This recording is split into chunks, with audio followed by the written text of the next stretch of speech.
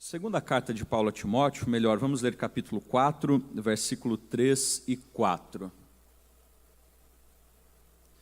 Segunda carta de Paulo a Timóteo, capítulo 2, ou melhor, capítulo 4, versículo 3 e 4, diz-nos assim: Porque virá tempo em que não suportarão a sã doutrina, mas tendo comichões nos ouvidos, amontoarão para si doutores conforme as suas próprias concupiscências, e desviarão os ouvidos da verdade, voltando a fábulas.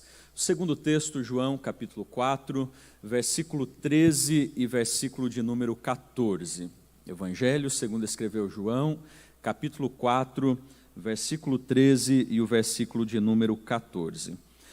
Respondeu Jesus e disse-lhe: Qualquer que beber desta água tornará a ter sede, mas aquele que beber da água que eu lhe der, nunca terá sede, porque a água que eu lhe der se fará nele uma fonte de água que saltará ou que jorrará para a vida eterna. Você pode dizer amém? Obrigado, Senhor, pela sua palavra, que o seu Espírito nos conduza e que gere em nossos corações sensibilidade e quebrantamento. É a nossa oração em Cristo Jesus. Queridos, nós estaremos de forma específica falando acerca do que é espiritualidade cristã, mas eu vou nesse primeiro momento lançar base acerca da espiritualidade moderna, e então nós vamos, nos últimos momentos da mensagem, falar acerca de alguns antídotos que são indispensáveis para que nós possamos manter a nossa vida espiritual de forma bíblica. E eu quero iniciar nessa noite falando acerca do que se entende por espiritualidade cristã. Bom, nós temos a primeira definição de um autor chamado Alistair McGrath. Ele vai dizer que a espiritualidade cristã é a prática, na realidade, da fé religiosa de uma pessoa, o que uma pessoa faz com aquilo que crê.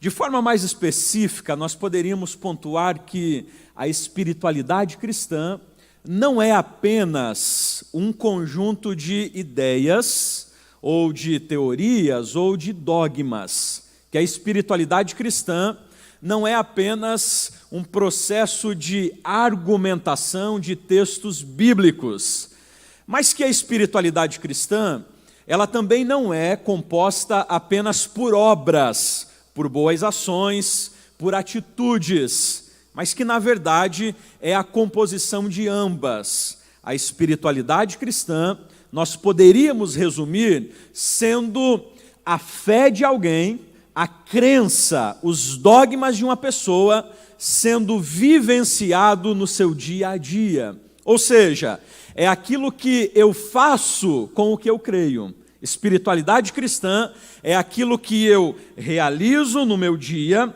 a partir do que eu encontro nas Escrituras Sagradas. Poderíamos então dizer que espiritualidade cristã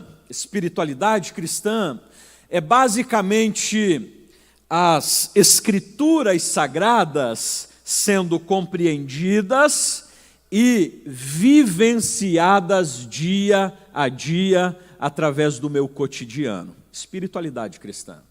Mas aí nós chegamos a uma segunda expressão que significa: o que se entende por espiritualidade moderna?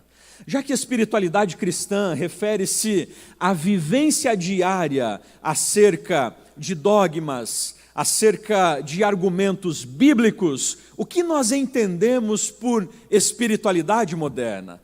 E aí talvez alguns, ao fazerem a leitura da expressão moderna, logo dirão: pastor, espiritualidade moderna provavelmente é uma espiritualidade cristã atualizada, deve ser uma espiritualidade cristã 2.0, 3.0, uma espiritualidade cristã em que um download foi realizado e algumas atualizações vieram até nós, trazendo melhorias com relação à nossa vida cristã. Mas não é esta a verdade. Quando nós vamos entender o que significa espiritualidade cristã, nós vamos perceber que ela é totalmente diferenciada da espiritualidade moderna. A espiritualidade moderna refere-se a toda e qualquer expressão religiosa que não tenha base bíblica. Nós podemos dizer que espiritualidade moderna não é apenas ideologias e práticas extra-bíblicas, mas também antibíblicas. Nós vamos perceber que a espiritualidade moderna, ela se assemelha à espiritualidade cristã, mas ela não é a espiritualidade cristã. A espiritualidade moderna, ela possui algumas correlações, e nós vamos perceber isso nessa noite. Ela possui algumas correlações com a espiritualidade cristã, mas ela não é a espiritualidade cristã. Ela possui alguns textos, alguns fragmentos bíblicos, alguns pensamentos bíblicos que são muito semelhantes à espiritualidade cristã, mas ela não é a espiritualidade cristã. Nós vamos perceber que a grande verdade é que este vírus da espiritualidade moderna, ele é justamente uma mistura entre misticismo e achismo com as escrituras sagradas. A espiritualidade moderna, ela na sua grande maioria é composta de textos bíblicos, de bases bíblicas em alguns momentos, mas que estão entrelaçadas a alguns misticismos, a alguns achismos, e aí nós vamos perceber que isso vai gerar uma deformidade na espiritualidade cristã dos salvos. Perceba, espiritualidade cristã não são apenas alguns que possuem. Todos aqueles que são cristãos, logo possuem a sua vida de espiritualidade cristã. Aquilo que eu e você fazemos, praticamos, realizamos no dia a dia com aquilo que nós cremos, isso se entende como espiritualidade cristã. Espiritualidade moderna é absolutamente tudo aquilo que não está propriamente embasado nas escrituras sagradas. E aí eu quero chamar a sua atenção justamente para algumas distorções, alguns vírus, algumas inflamações que, ao adentrarem, ao alcançarem as nossas correntes sanguíneas espirituais, vão gerando deformidades sem tamanho dentro da nossa vida de espiritualidade cristã. E a primeira que eu destaco nessa noite é justamente o vírus da espiritualidade antropocêntrica. Esta forma de vida nasceu na transição da Idade Média, por volta do século XV, para a Idade Moderna, através do humanismo e o renascentismo. Antes, Deus era o centro, que a gente vai chamar de teocentrismo. Deus sendo o centro do universo, o centro de todas as relações, Deus sendo o centro de todas as coisas. Agora, o homem passa a ocupar esse lugar. Nós vamos perceber, inclusive, aqueles que gostam de história ou de filosofia, que anterior ao século XV, as imagens, as gravuras, basicamente todas elas tinham as igrejas ou as catedrais sendo apresentadas de forma muito grande, numa proposta de exposição de que Deus sempre é superior ao homem. Nós vamos perceber, anterior ao século XV, as gravuras que pintavam o homem, normalmente de maneira distorcida, e o homem muito pequeno ao fundo. A partir do século XV, século XVI, com algumas revoluções que vão acontecendo na Europa, nós temos uma mudança de pensamento. E aí nós vamos perceber que não é mais Deus, Theo, que está no centro do universo, que está no centro da vida do ser humano. Mas nós vamos perceber que agora é o homem que assume este espaço e ele torna-se a centralidade de todos os movimentos. O homem passa a estar no centro não apenas do universo, mas todas as coisas passam a ter sentido justamente a partir do homem e não mais a partir de Deus. E aí nós vamos perceber que esta forma de pensar, ela começou a infiltrar-se dentro das nossas igrejas, dentro da nossa forma como pensamos teologia, dentro da maneira como nos relacionamos com as Escrituras Sagradas. E aí nós vamos perceber que esta espiritualidade, este vírus da espiritualidade antropocêntrica, ela passou a gerar cristãos que não se adequam mais a mensagens que ensinam santidade, não se adequam mais a mensagens que ensinam cruz, ou que chamam-nos para um processo de renúncia. Esse tipo de espiritualidade, ou este tipo de vírus, é justamente o tipo de espiritualidade que faz com que o cristão passe a ser aquele que vem para ser servido e não mais para servir. Ele vem para a igreja e ele diz, veja bem, eu quero ver o que esta igreja tem para me oferecer, e não o que eu posso servir nesta comunidade de fé. Este tipo de espiritualidade é justamente aquela que entende que eu estou no centro e logo a liderança da igreja, logo os líderes de ministérios, eles precisam estar trabalhando em prol da minha vida, em prol da minha família, em prol da minha existência. E se logo eles não realizarem nada, eu deixo esta igreja e vou para outra. O que a gente vai chamar hoje de revolução afetiva.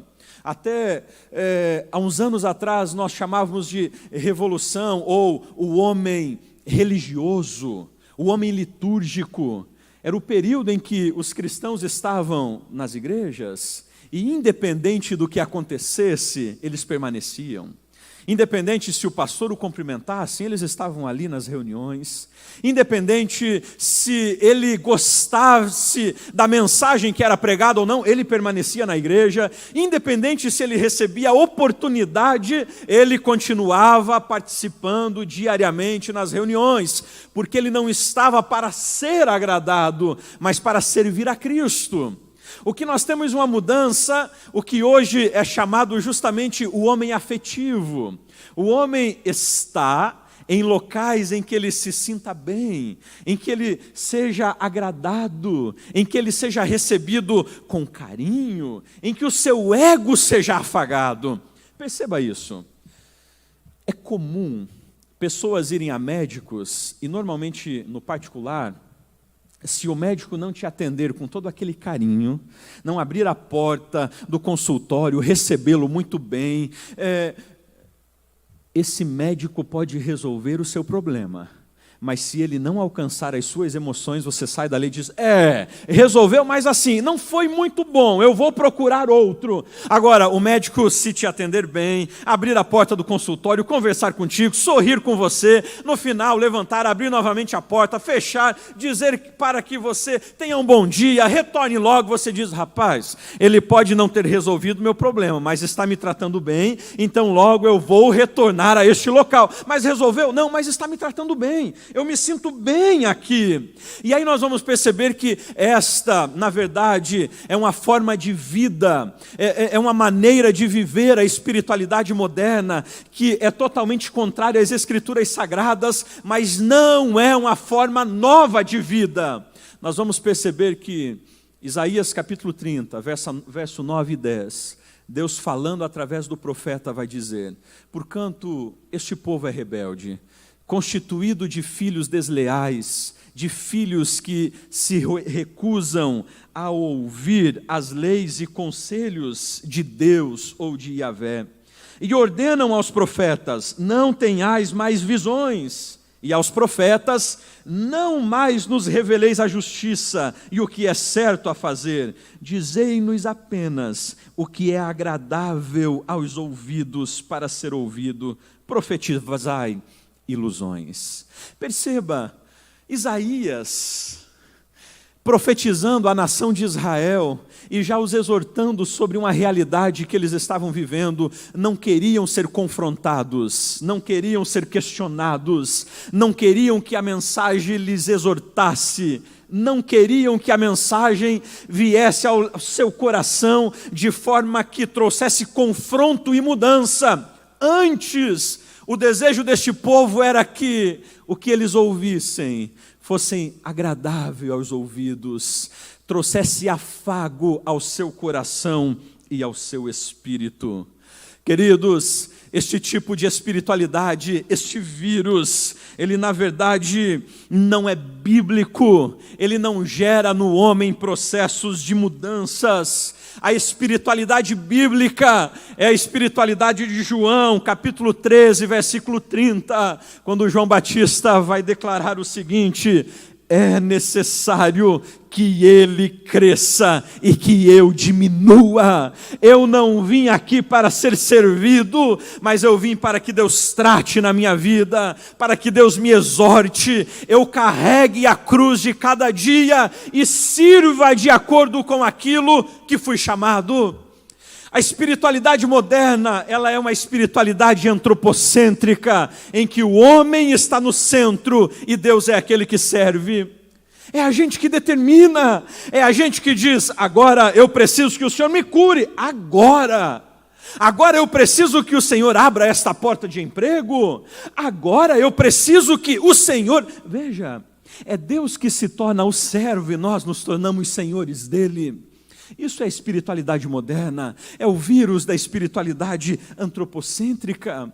Mas existe um segundo tipo de vírus na espiritualidade moderna, que é justamente o vírus da espiritualidade solitária. É justamente aquela ideia de que o praticante busca viver de forma isolada, porque afinal não há uma comunidade cristã, não há uma igreja sequer suficientemente boa para ele. Ele é santo demais.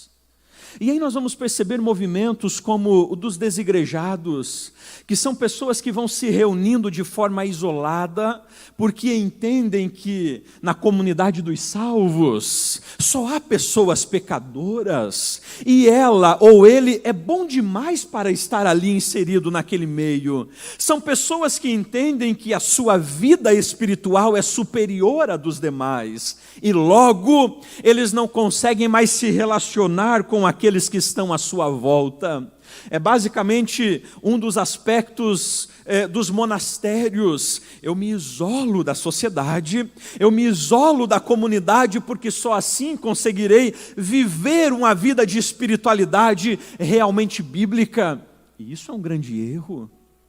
Estes praticantes não necessitam mais de uma comunidade ou de um corpo, pois tornaram-se membros solitários. São cristãos que, aproveitando a pandemia, tornaram-se cristãos EADs. Não é preciso mais vir aos cultos para congregar, afinal de contas eu me livro de muitos problemas, não é? Eu não preciso mais ver o fulano que eu não me dou muito bem com ele, eu também não preciso mais falar com aquele outro que eu não concordo muito com as ideias dele, e assim vão se tornando cristãos EADs, cristãos à distância, que participam de santas ceias à distância, que vão vivendo esta vida de salvos, mas de totalmente solitário.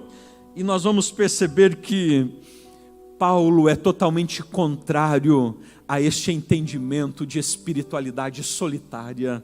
Paulo vai apresentar aos cristãos de Corinto, no capítulo 12, a metáfora do corpo, para exemplificar, para trazer à luz aos cristãos de Corinto de que a espiritualidade cristã não é uma espiritualidade construída de forma solitária, mas em comunidade.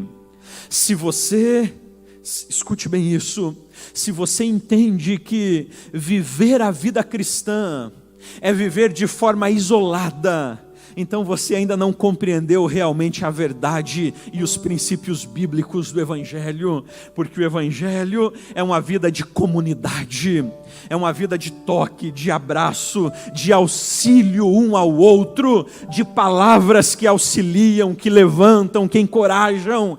A vida cristã, a espiritualidade cristã não é uma espiritualidade de ilhas em que nos isolamos para viver distantes um dos outros. mas é a espiritualidade do afeto. E este vírus, ele tem sido letal, principalmente neste período em que estamos vivendo. E perceba, todos aqueles que passam a isolar-se da comunidade dos salvos, passam a isolar-se dos grupos de oração, de reunião, são pessoas que logo mais estarão desligando-se e dizendo: esse grupo não me serve mais. Nós temos uma enfermeira que está lá atrás, e eu não sei especificamente os dados, mas há um período muito curto de tempo, a partir do momento que você tira parte do seu corpo para que ele fique fora. Depois de determinado tempo, não existe mais a possibilidade de colocá-lo novamente para um processo de enxerto ou de ligamento. E nós precisamos compreender que a vida cristã, todas as vezes que nós nos desligamos destes ambientes, nós estamos nos tornando totalmente vulneráveis à letalidade deste vírus. E é muito provável que com o passar dos dias e meses, você perceba que a sua vida de fé está em um declínio total. Agora, a espiritualidade moderna, ela também se apresenta a partir da busca por uma vida e por mensagens totalmente novas, o que eu chamo o vírus da espiritualidade descobridora. O que é isso, pastor Jason? É a busca exagerada e exacerbada por coisas novas. Você já percebeu que hoje há uma busca desenfreada por mensagens novas que ainda não foram pregadas? Quer ganhar inúmeros seguidores no Instagram? Faça algo muito simples. Comece a falar coisas que até então não se falam em púlpitos. Comece a pregar e a falar mensagens que até então não são pregadas, porque na verdade são heresias, e você vai ter um boom na sua conta do Instagram. São pessoas que se levantam nos púlpitos aos domingos e dizem: veja bem, as escrituras sagradas, a Bíblia, ela não é a palavra de Deus, ela apenas contém a palavra de Deus. E aí aquele público que está ouvindo, seja na igreja ou na casa, diz: uau, eu nunca ouvi o pastor da minha igreja falar isso. Claro, porque o pastor da sua igreja provavelmente não fala heresia. Isto é heresia. Aí se levanta outro pastor brasileiro dizendo: não, mas veja bem, Jesus Cristo morre, mas ele não ressuscita fisicamente. Na verdade, a sua ressurreição é mais do que uma ilusão tida pelos seus discípulos. E as pessoas dizem: nossa, olha que interessante isso, porque veja bem, Jesus Cristo não estava mais sujeito às leis da física. Ele entrou no cenáculo sem que portas e janelas fossem abertas. E aí você olha nos comentários, pessoas dizendo: nossa, eu nunca tinha pensado nisso. Uau, que descoberta extraordinária.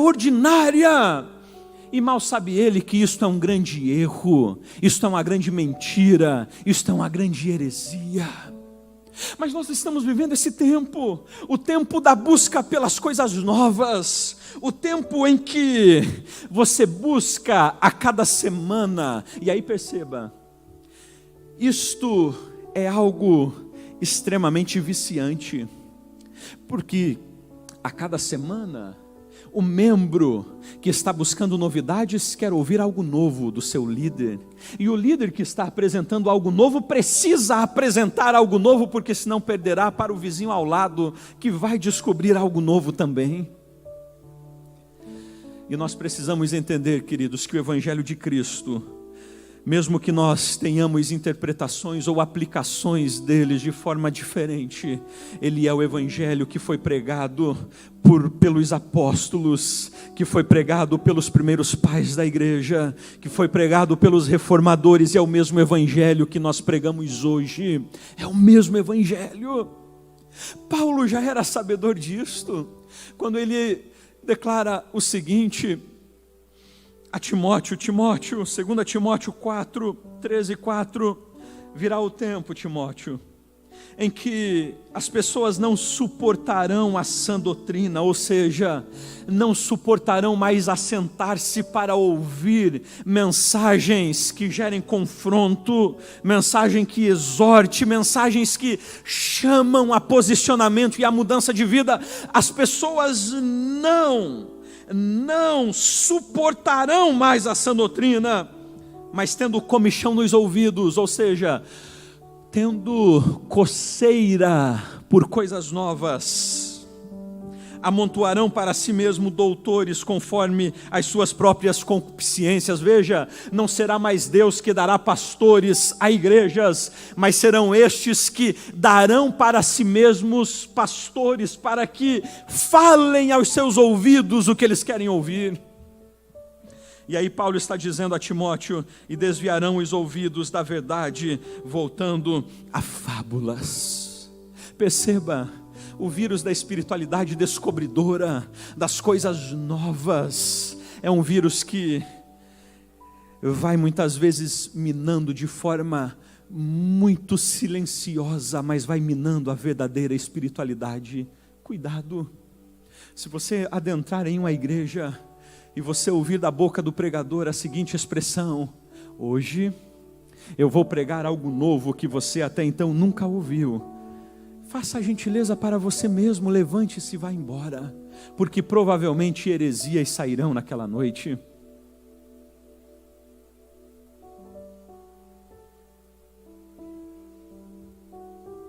É a partir da busca pelas novidades que nós temos o surgimento dos coachings espirituais, dos pastores coachings, que eu vou ensiná-lo 6 lições para a mudança de vida. Veja, o evangelho não é mais um processo diário e contínuo de mudança, não, são apenas 6 passos. Eu quero te convidar apenas para um final de semana de imersão e a sua vida será totalmente transformada. Olha só que interessante, não é mais necessário ler as escrituras diariamente, não é mais necessário uma vida de oração diária, basta ir a um encontro de um coaching famoso e você terá a sua vida transformada para sempre, a sua família mudada.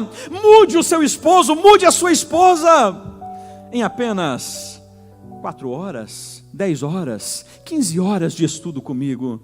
São pessoas que, no afã de trazer homens e mulheres para as suas reuniões, vão distorcendo as escrituras sagradas e apresentando heresias. Querido, eu e você precisamos continuar com o nosso coração desejoso pela palavra, a palavra que não muda, mas é a mesma palavra que gera transformações em nossas vidas. Existe um quarto aspecto, ou um quarto vírus letal, chamado sincretismo religioso. A expressão sincretismo tem origem grega e significa fusão de crenças, ou seja, é a crença ou líder que se utiliza de um ou de vários objetos, símbolos e valores de outras crenças. Basicamente, o sincretismo religioso é quando o cristianismo passa a trazer para dentro das suas liturgias, para dentro dos seus templos e da sua espiritualidade, elementos, crenças e valores que são próprias de outras religiões. É quando nós começamos a inserir dentro da liturgia elementos que não são bíblicos. E aí alguns até dizem: mas veja bem, pastor, isto não é antibíblico, mas é extra-bíblico. Mas veja bem, isto está dando certo na comunidade do fulano, na igreja ali da esquina, mas não significa que aquilo que está dando certo é certo. Não significa que aquilo que está apresentando um número grande de pessoas, não significa que aquilo realmente é uma igreja. E aí nós vamos perceber elementos como sal grosso, como água fluidificada sobre a sua televisão, graças a Deus que agora é de LED, não é? Não tem como colocar em cima. Coloque a água, o copo de água sobre a televisão, a gente ora e você é curado. Leve este sal que foi orado pelos obreiros, pelos pastores, e logo ele expulsará os espíritos, e esse sal na verdade é o mesmo usado lá na Umbanda. Bom, vamos agora aqui, o fulano de tal está endemoniado, vamos entrevistá-lo para ver o que o diabo quer falar aqui no nosso meio. São na verdade elementos que não fazem parte das escrituras sagradas, mas que vão sendo incluídos, que vão sendo inseridos dentro de liturgias cristãs. E aí as pessoas vão tendo este frenesi por estas realidades. Pastor, mas isso não acontece aqui? Não acontece aqui.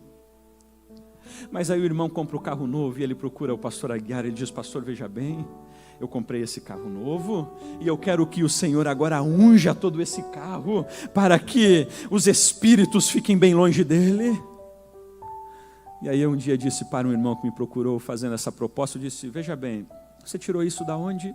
Você não veja, é o Antigo Testamento. Eu disse: ok, mas há um detalhe, no Antigo Testamento tudo que era ungido ficava no templo e os sacerdotes usavam. Se você permitir, eu vou ungir, mas esse carro vai ficar aqui, eu vou usá-lo e os irmãos vão usar. Não, pastor, então eu não posso ungir-lo. Vamos orar uma oração de gratidão a Deus pela possibilidade de você adquirir esse automóvel. Vamos orar para que você use com sabedoria o mesmo. Mas por que ungí-lo? São práticas que não são bíblicas, mas que a gente acha interessante, então vamos trazendo para o nosso meio, para a nossa espiritualidade, e na verdade isso é um vírus que vai minando a nossa verdadeira espiritualidade bíblica. Aí nós encontramos Lucas escrevendo aos cristãos e falando sobre os bereanos. Lucas vai dizer em Atos 17, 10 e 11, e logo durante a noite, os irmãos enviaram Paulo e Silas para Bereia, e ali chegados, dirigiram-se à sinagoga dos judeus. Ora, estes de Bereia eram mais nobres do que os de Tessalônica, pois receberam a palavra com toda a avidez, com toda a fome. Porém, examinando as Escrituras todos os dias, para ver se as coisas eram de fato assim. Queridos, eu não sei se fosse você, mas se Paulo estivesse aqui nessa noite e fosse anunciado: olha, o apóstolo Paulo está aqui, abriu-se uma exceção nos céus, ele vai ministrar hoje no culto de terça-feira. Eu me jogaria aqui no banco, Juan, sentaria, fecharia a Bíblia e ficaria assim. Fala, Paulo. Gente não fica assim, às vezes, ouvindo o pastor Aguiar aqui pregar. Não quero nem anotar para não perder nada do que ele está falando. Só que é interessante que Lucas vai dizer que os cristãos de Bereia, eles estavam ouvindo com muita atenção e sede aquilo que Paulo estava ensinando, mas estavam conferindo para ver se realmente era. É isso? Ok, interessante, muito bom, mas é isso que está na Bíblia? Ok, está aqui. Isso, o que os cristãos de Bereia estavam fazendo era o crivo nos ouvidos e nos olhos. Nós, como cristãos, queridos, precisamos realmente ser cristãos bereanos, aqueles que têm as Escrituras sagradas como crivo nos ouvidos. Nós ouvimos com atenção, ouvimos com avidez, ouvimos desejosos pelo que está sendo dito, mas ao mesmo tempo as Escrituras estão realizando um crivo e selecionando realmente aquilo que eu devo absorver ou não. Bereia. Agora perceba, eu destaco ainda um quinto tipo de vírus, chamado vírus da teologia da prosperidade. Eu não vou me delongar muito nesse tema. A prosperidade, ela é bíblica. Agora, existe esta teologia da prosperidade que é um movimento que foi adotado pelo neopentecostalismo que nasce a partir dos anos 40, 50, 60, 1940, 1950. E ele é adotado e surge diante da menosprezação e desvalorização do estudo sério e comprometido da palavra de Deus.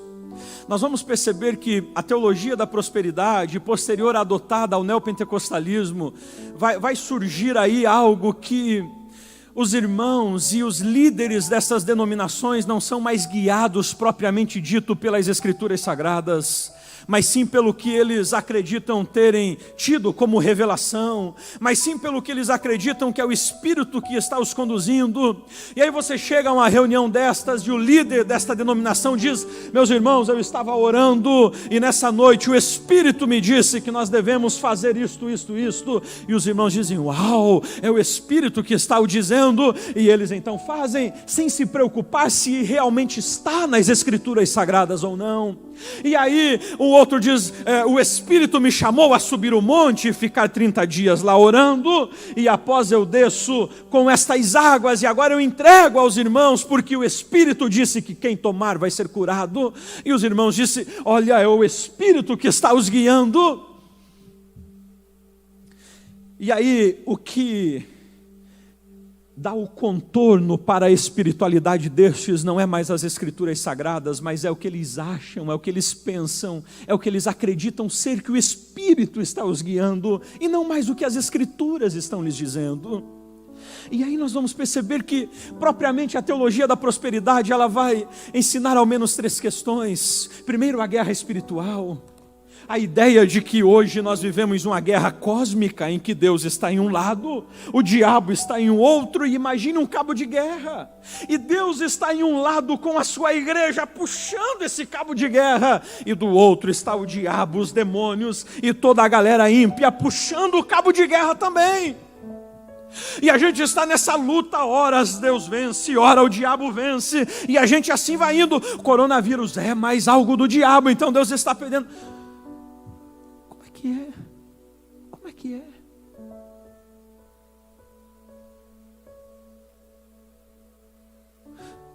O diabo já foi vencido há muito tempo. A grande verdade, queridos, é que não há guerra porque Cristo já venceu. O diabo não possui absolutamente nem mesmo o inferno pertence a Deus, o inferno não pertence ao diabo. E nós ficamos, e essa ideologia vai criando essa ideia de questões cósmicas, e nós precisamos entender que o Deus a quem servimos é um Deus que sempre venceu. Ai, pastor, mas veja bem no céu, querido, aquilo não foi nem guerra. O nosso Deus, Ele é aquele que detém todo o poder. Mas não é apenas ensinado isso, ensina-se, por exemplo, de que, e aí aqui faz-se uso do que a gente chama de silogismo. Veja bem, você é filho de Deus, logo Deus é dono do ouro e da prata, então dessa forma você também é dono do ouro e da prata. E aí a ideia de que cristão não pode ser pobre. Gente, se isso fosse verdade, eu não sei você, mas eu estaria no outro lado.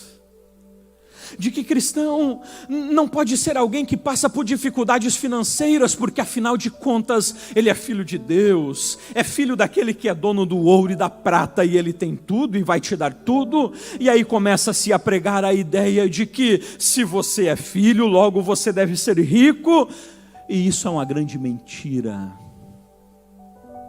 Cristo não nasce num palácio, Ele nasce numa manjedoura. Cristo não tinha uma frota de barcos ao seu dispor, Ele tinha barcos que pegava emprestado. Cristo não tinha uma casa de praia onde Ele passou as 3 Páscoas celebrando com os seus discípulos, Ele pega emprestado mesmo. Se o Filho do homem, se o Filho de Deus vive de uma vida simples, como nós queremos desejar exigir de Deus sermos ricos. Mas o terceiro ponto é a saúde plena. E pastor Aguiar frisou aqui muito bem terça-feira passada que somos passíveis das doenças, e quando elas chegarem, a prioridade é aos pés de Cristo. A prioridade é que Cristo nos cure. Se Ele realmente não nos curar e nós precisarmos ir ao médico e ir a uma cirurgia, mas até lá mesmo a gente está com a esperança de que Cristo pode fazer. Mas veja, a doença A doença, ela faz parte da humanidade. E aí tem cristãos que entram nessa ideia de que não, ser cristão é viver imune de doença. E aí ele diz: pastor, eu sou crente da Assembleia de Deus e Pentecostal, e logo o coronavírus não vai me pegar. E aí quando pega, ele fica desesperado. Ele diz: eu não sei o que está acontecendo comigo, eu sou um crente fiel a Deus, eu oro, eu jejuo, eu dizimo, e agora o coronavírus me pegou. Querido, bem-vindo, você não é anjo, você é ser humano.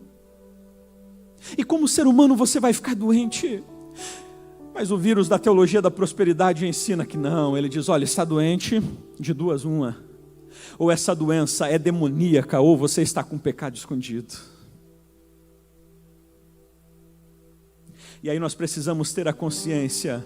Eu volto a frisar: está doente? Ore, clame a Deus por cura, clame a Deus para que a restauração aconteça, mas entenda que a doença faz parte da vida do ser humano. O sexto e último vírus, para a gente ir para a segunda parte, é o vírus da espiritualidade desfragmentada. Esta fragmentação ou dicotomização da espiritualidade nada mais é do que o processo de viver uma vida dupla. É a ideia de que a vida cristã, ela é uma vida que pode ser expressada de duas maneiras. Aqui na igreja nós vivemos de uma forma, mas na nossa casa nós vivemos de outra. No trabalho nós nos portamos de outra, e na faculdade também. É justamente esta ideia de dicotomização, ambiente religioso ou sagrado e ambiente secular ou profano. E aí a gente diz: agora eu estou indo para o templo, a casa de Deus, esse ambiente sagrado.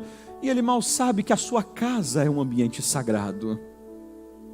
Ele mal sabe que o seu trabalho pode ser um ambiente sagrado. O escritor chamado Stephen Chernock vai dizer que é triste a realidade de muitos que no culto de Santa Ceia são cristãos, nos seus empregos são pagãos e nas suas casas são demônios. É triste a realidade de cristãos que no templo, de pessoas que no templo são cristãos, você olha para eles, eles dizem: a paz do Senhor, canela de fogo. E aí, vaso, tudo bem? Ele tem o linguajar de crente, ele fala como crente, ele se veste como crente, ele corta o cabelo como crente, ele anda como crente. Só que no seu trabalho, ele se assenta na roda dos escarnecedores. Não apenas se assenta, mas ele se alimenta daquilo que é impuro. Ele coloca diante dos seus olhos aquilo que é reprovável ao Senhor. E na sua casa, ele é o tirano que a sua esposa e os seus filhos o temem. É o menino que chega após o culto e puxa o terno do pastor e diz: pastor, a gente pode vir morar na igreja? E o pastor olha para ele e diz: olha como essa criança ama a casa de Deus, ama o templo, provavelmente vai ser um pastor. Você ama a igreja, é isso? Por isso que você quer vir morar aqui no templo? Não, pastor, é que aqui no templo, papai e mamãe são outras pessoas, e eu não queria voltar para casa.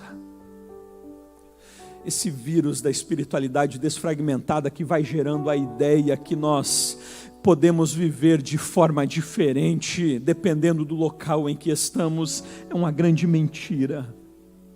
Mateus capítulo 5, versículo 14, Jesus vai dizer: vós sois a luz do mundo.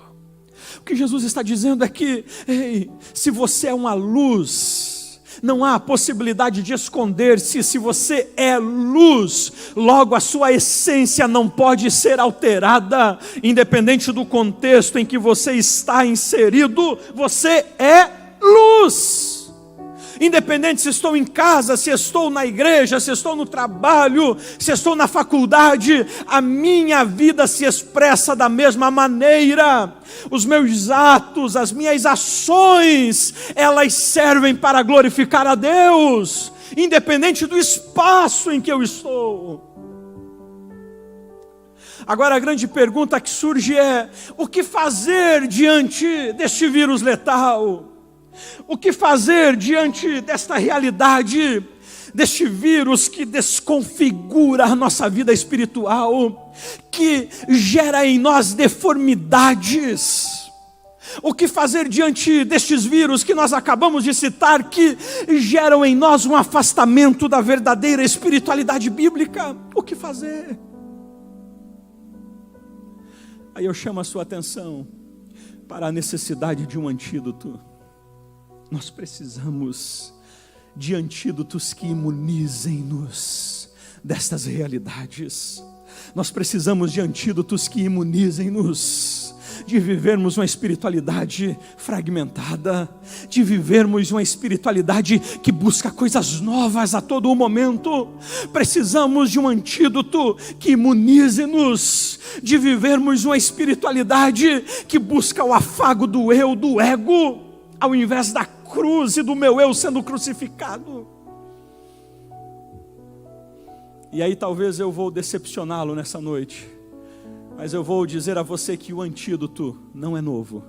Você já conhece, e eu também. O primeiro antídoto é o antídoto das Sagradas Escrituras.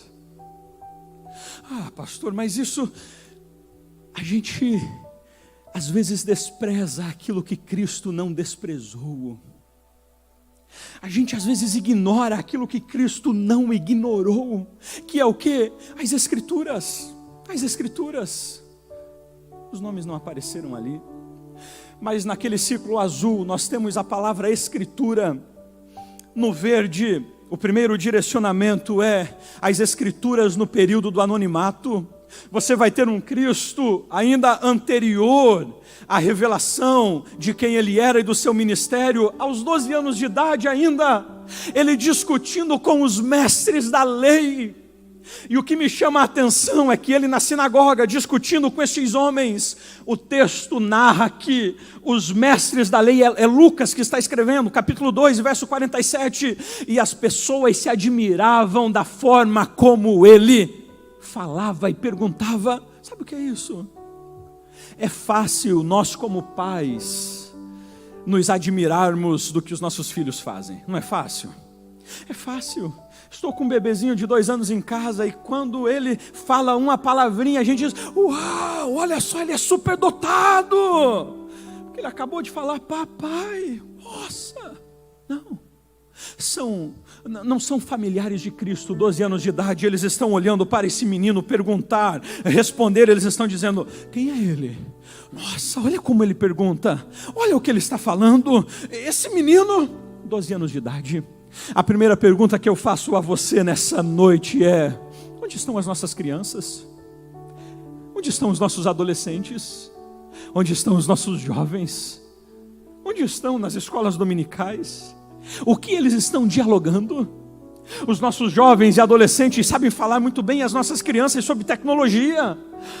Eles sabem falar muito bem sobre variados temas, mas a minha pergunta é: eles sabem discutir sobre as Escrituras Sagradas? A família de Jesus, e Jesus não despreza as Escrituras Sagradas, anonimato, e você vê ele aos 12 anos de idade discutindo acerca das Escrituras. Na tentação, Lucas 4, Jesus faz uso das Escrituras para vencer as propostas malignas. Vem o diabo apresentando textos fora de contextos, e Jesus realiza uma leitura hermenêutica dizendo: não, mas veja bem, também está escrito. Jesus vence a tentação pelas Escrituras. Sabe por que muitas vezes cristãos caem diante de tentações? É porque ignoram o poder das Escrituras Sagradas e tentam vencer na própria força. Não, mas veja bem, eu já sou cristão, eu já orei semana passada, eu já li a Bíblia mês passado, eu já fiz ETBLU há 5 anos atrás, então as tentações para mim são fichinha, e cai. Jesus vence por meio da palavra.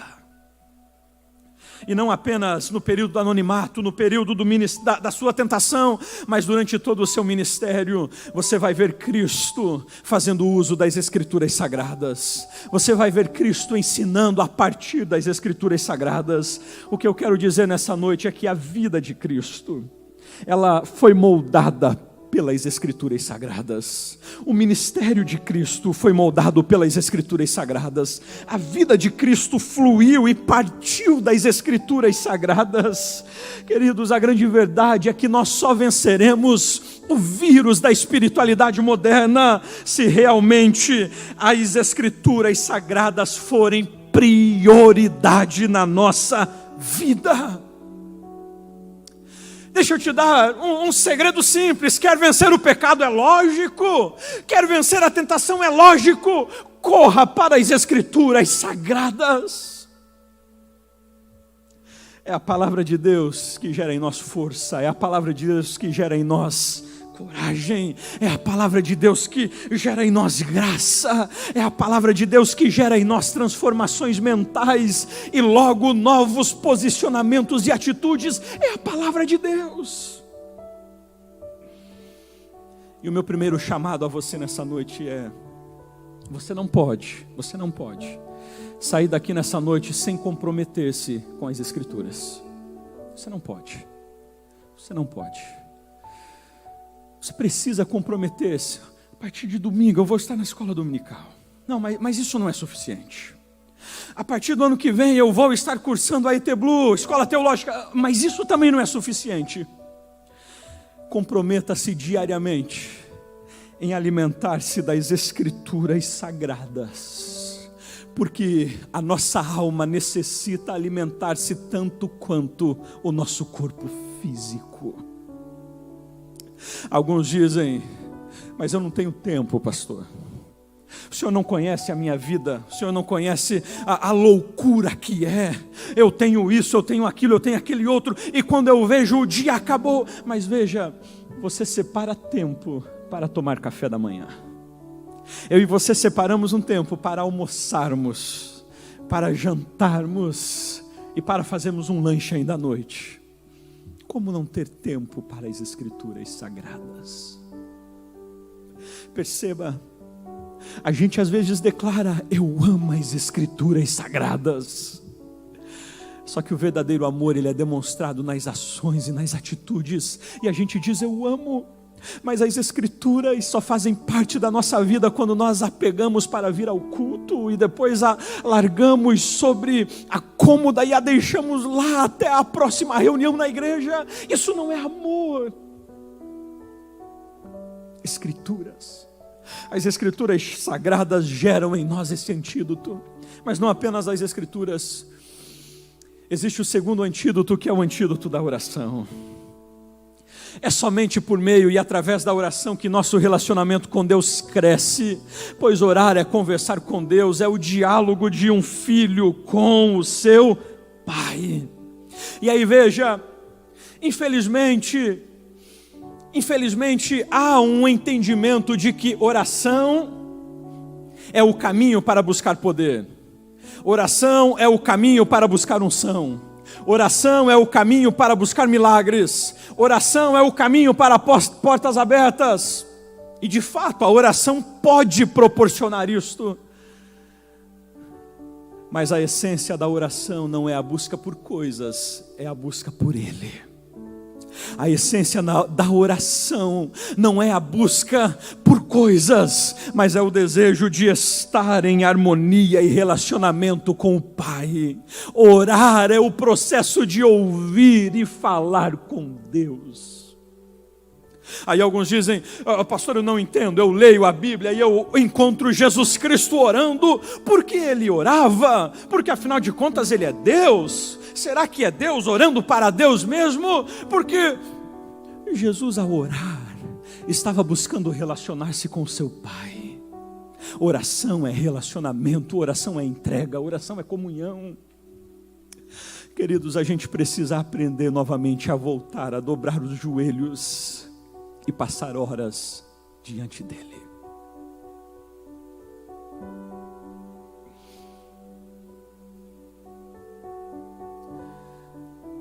Houve um final de semana, há uns 2 anos atrás, em que eu encontrei num sábado, após o almoço, indicação de um amigo. Não sei se você tem em casa aquele aplicativozinho que tem uma telinha vermelha chamada Netflix. E uma série boa demais. Eu sentei, era mais ou menos umas 2:30, 3 da tarde. E eu fui até umas 11:30 da noite. Dei um break porque as crianças começaram a chorar, a esposa já estava dormindo e eu não queria que ela visse que eu estava assistindo ainda. E no outro dia segui com a maratona. Eu vou finalizar até domingo à noite. Vou finalizar. Quando acabou aquilo no domingo à noite, estava com muita dor de cabeça, muito tempo na frente da televisão. E quando eu fui deitar, a lembrança que veio à mente foi justamente essa. Nesse ano, eu ainda não havia tirado um dia todo para passar com o Senhor, mas havia me organizado para passar um final de semana em uma maratona de Netflix. Perceba como a gente troca de forma muito fácil aquilo que não tem importância com aquilo que é indispensável.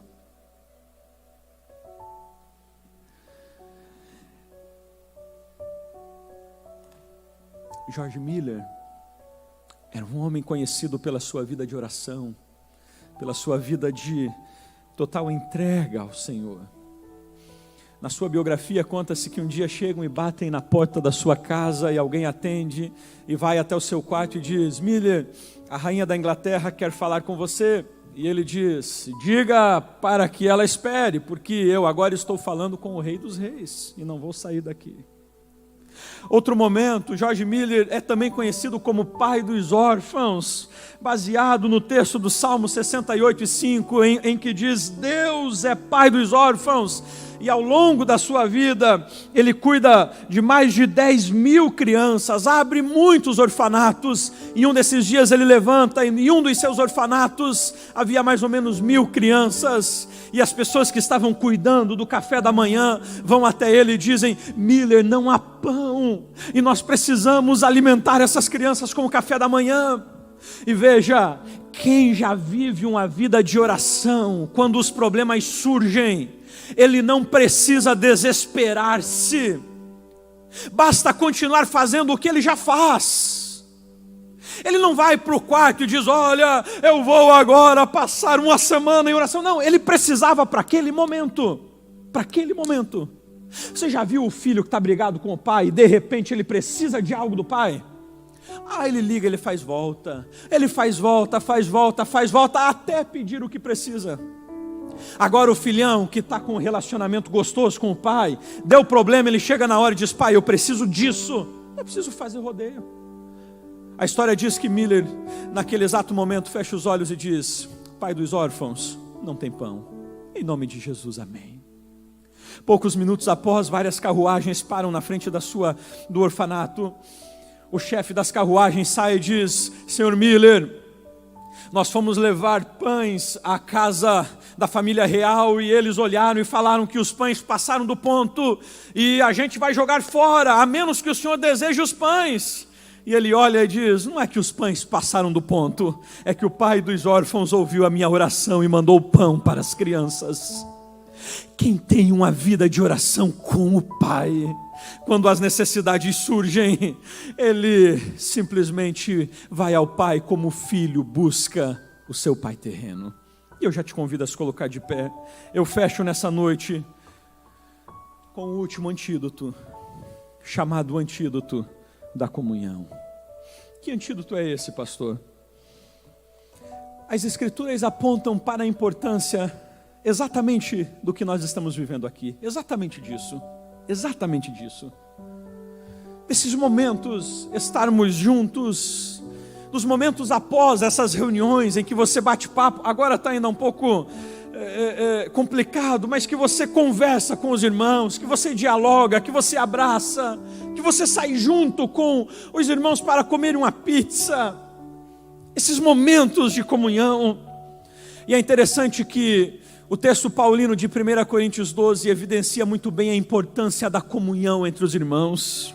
O que Paulo vai expressar é que a comunhão entre os irmãos, ela é indispensável para a sobrevivência. E aí perceba, primeiro, na comunhão, descobrimos que não somos independentes.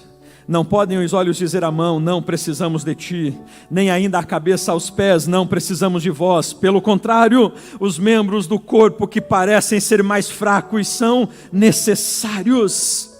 Quando estamos vivendo em isolamento, nós acreditamos que somos independentes, que não precisamos dos outros, que temos o que é necessário. Mas quando passamos a nos envolver em comunhão, em relacionamento, percebemos a importância da interdependência.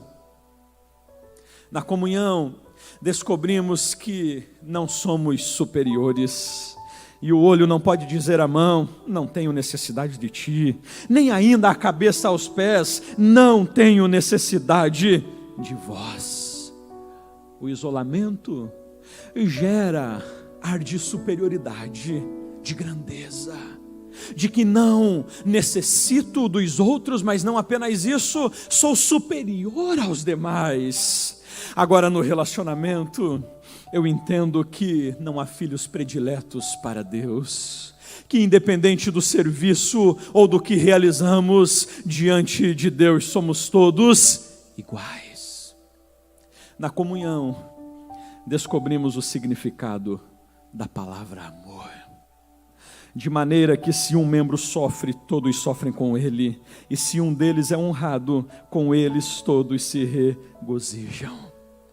Enquanto estamos vivendo isolados, nós vivemos com os nossos próprios problemas, e a gente diz, eu não tenho nada a ver com isso, mas no relacionamento, na irmandade, a gente auxilia uns aos outros, colocamos os ombros debaixo das cargas, auxiliamos os feridos, ajudamos os que estão caídos, porque nós estamos em um processo de caminhada em conjunto, e assim nós vamos expressando e vivendo o amor. John Stott vai dizer que a lei de Cristo é amar os outros como Ele nos ama. E eu finalizo nessa noite dizendo, se queremos imunizar-se da espiritualidade que nos lança para um isolamento que vai nos destruir, se queremos nos imunizar-se de uma espiritualidade que gera em nosso interior desejos por coisas novas, se queremos imunizar-se de uma espiritualidade que não se preocupa com as Escrituras, mas sim com o fim, com o desejo de alcançar o que quero, se queremos nos imunizar dessa espiritualidade que busca afago de ego ao invés de cruz, então nós não podemos ignorar o tripé da palavra, da oração e da comunhão. Nossa vida será uma espiritualidade viva que expressa o caráter de Cristo, se esse tripé estiver vivendo ou ser realidade em nós. Feche seus olhos nesse momento. A minha pergunta para você é, com seus olhos fechados, você não está infectado com um desses vírus? Nós vamos caminhando e vamos vivendo a vida cristã, mas de repente nós começamos a perceber que a nossa vida de espiritualidade está apresentando alguns sérios problemas. E é exatamente nessas situações que nós precisamos entender que a palavra, a oração e a comunhão são indispensáveis para a imunização. Enquanto nós oramos nessa noite, eu quero que você faça um compromisso com o Senhor, faça um pacto com Ele, faça um pacto com Ele de a partir de hoje, evidenciar palavra, oração e comunhão na sua vida de espiritualidade.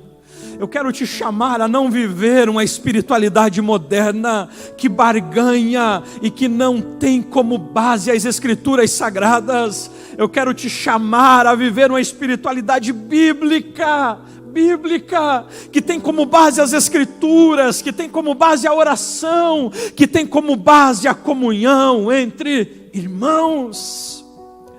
Senhor, nós estamos diante de Ti nessa noite.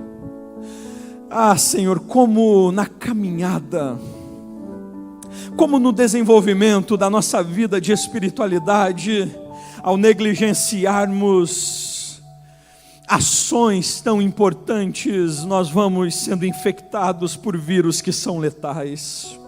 Como, Senhor, no desenvolver da nossa caminhada cristã, nós vamos nos envolvendo ao ponto de sermos contagiados e já não queremos mais cruz, queremos trono. Em quantos momentos, Senhor, nós não queremos mais confrontos, queremos afagos.